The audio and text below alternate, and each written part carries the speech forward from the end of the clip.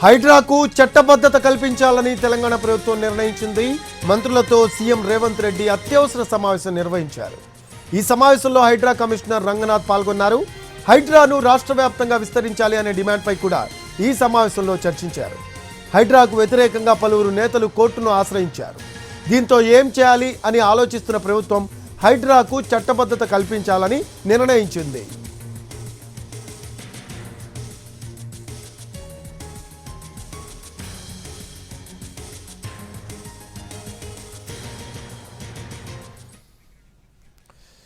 దీనికి సంబంధించి latest updates మా కరెస్పాండెంట్ సుధీర్ అడిగి తెలుసుకుందాం. ఫోన్ లైన్లో అందుబాటులో ఉన్నారు. సుధీర్, హైడ్రాకు చట్టబద్ధత కల్పించాలని తెలంగాణ ప్రభుత్వం నిర్ణయించినట్టు మనకు సమాచారం అందుతూ ఉంది. దీనికి సంబంధించి లేటెస్ట్ అప్డేట్స్ ఏంటి సుధీర్?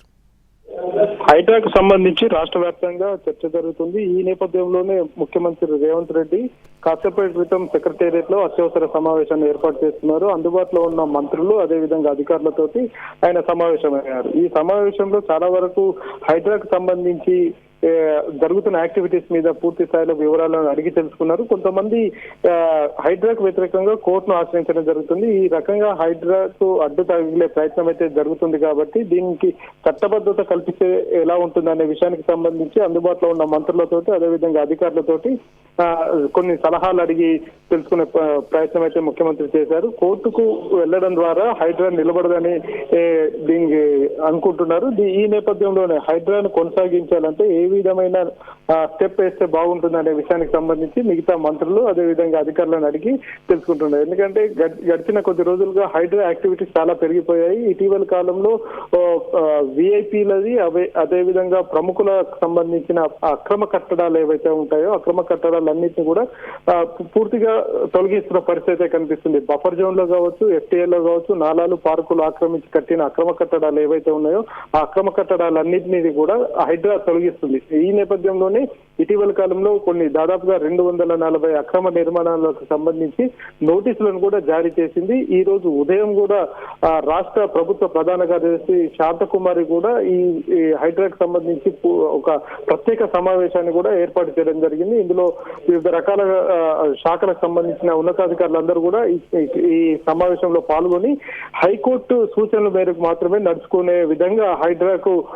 దిశానిర్దేశం చేయాలని చెప్పేసి నిర్ణయించడం జరిగింది. అందులో భాగంగానే పూర్తి స్థాయిలో అంటే ఇటు రెవెన్యూ అదేవిధంగా ఇరిగేషన్ కావచ్చు, జిహెచ్ఎంసీ కావచ్చు, హెచ్ఎండి కావచ్చు 4-5 శాఖలకు సంబంధించి ఇందులో ఇన్వాల్వ్మెంట్ ఉంది కాబట్టి ప్రతి ఒక్క శాఖ సపరేట్ గా నోటీసులు జారీ చేయకుండా కేవలం హైడ్రా ద్వారానే నోటీసులను జారీ చేసే విధంగా కూడా నిర్ణయం తీసుకున్నట్టు కూడా తెలిసింది. దాదాపు 72 బృందాలను ఏర్పాటు చేసినట్టుగా కూడా తెలిసింది.